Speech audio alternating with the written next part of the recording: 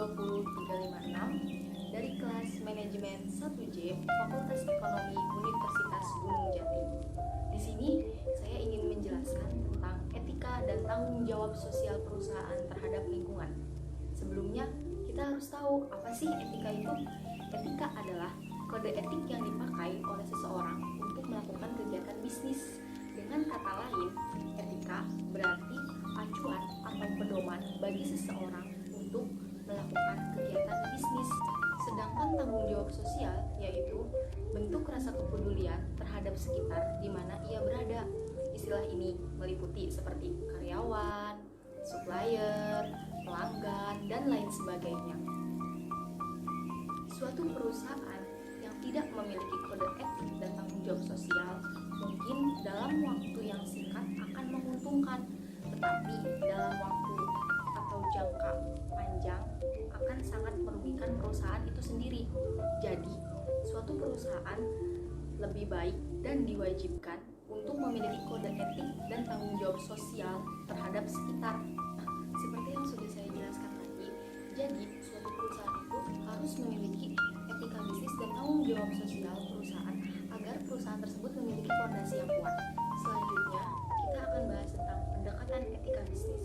Pendekatan etika bisnis dikemukakan oleh Von der Embers dan R.A. Wagley pada tahun 1988. Dua ilmuwan ini mengemukakan 3 rumusan tentang pendekatan etika bisnis. Yang pertama ada utilitarian approach, kedua ada individual right approach, dan ketiga atau yang terakhir ada justice approach. Kita akan bahas satu-satu. Yang pertama ada utilitarian approach. Apa sih utilitarian approach? Utilitarian approach atau yang sering kita sebut sebagai pendekatan utilitarian adalah setiap tindakan yang kita lakukan pastilah ada konsekuensinya. Maka dari itu, kita harus mengikuti cara-cara yang memberikan manfaat kepada sekitar. Yang kedua, ada individual right approach. Apa sih individual right approach? Individual right approach yaitu setiap tindakan dan kelakuan seseorang pastilah ada dasar yang harus dihormati.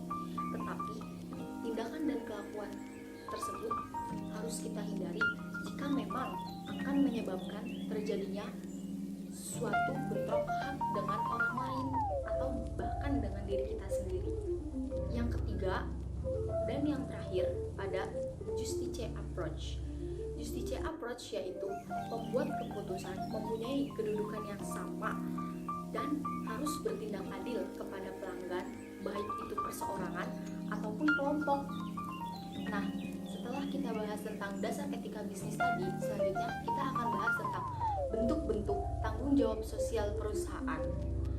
Bentuk tanggung jawab sosial perusahaan dibagi menjadi 6. Pertama, kepada karyawan, kedua, kepada pelanggan, ketiga, kepada kreditor, keempat, kepada pemegang saham, kelima, kepada komunitas, dan keenam, yang terakhir, kepada lingkungan.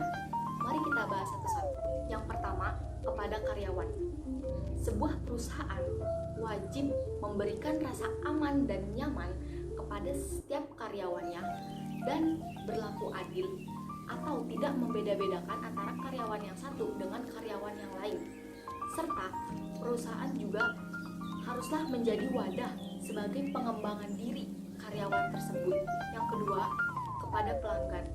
Sebuah perusahaan tidak hanya menyediakan sesuatu yang pelanggan butuhkan, tetapi juga harus melihat aspek lain, seperti pendekatan utilitarian yang sudah saya jelaskan. Maksudnya, suatu perusahaan harus menekan biaya serendah-rendahnya ataupun seimbang agar para konsumen atau pelanggan di sini bisa membeli sesuatu yang mereka jual. Selanjutnya, kepada kreditor. Seperti sebuah perusahaan sedang mengalami masalah keuangan ataupun sedang terlilit hutang yang banyak, maka perusahaan tersebut wajib memberitahu kepada kreditor tersebut bahwa ia sedang dililit hutang atau sedang mengalami penurunan keuangan. Keempat, kepada pemegang saham.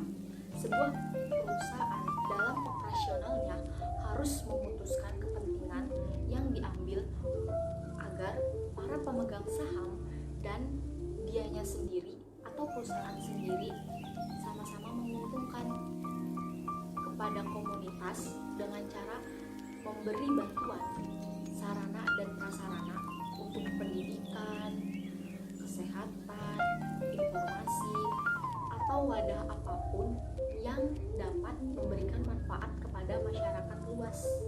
6. Dan yang terakhir yaitu mencegah polusi yang ada di lingkungan sekitar perusahaan dan menggunakan limbah yang tidak berbahaya. Jadi diharapkan perusahaan yang ada itu menjadi perusahaan yang ramah lingkungan. Jadi setelah kita tahu tentang bentuk dasar dari etika bisnis dan tanggung jawab sosial perusahaan, kita dapat menarik kesimpulan nih tentang manfaat dari etika bisnis dan tanggung jawab sosial perusahaan tersebut. Yang pertama, ada memberi citra positif terhadap perusahaan tersebut. Yang kedua, menghindari akibat yang terjadi dari friksi. Friksi di sini yaitu seperti mencegah terjadinya perbedaan pendapat antara orang satu dengan orang yang lain. Ketiga, yaitu menambahkan motivasi untuk pihak-pihak yang terlibat.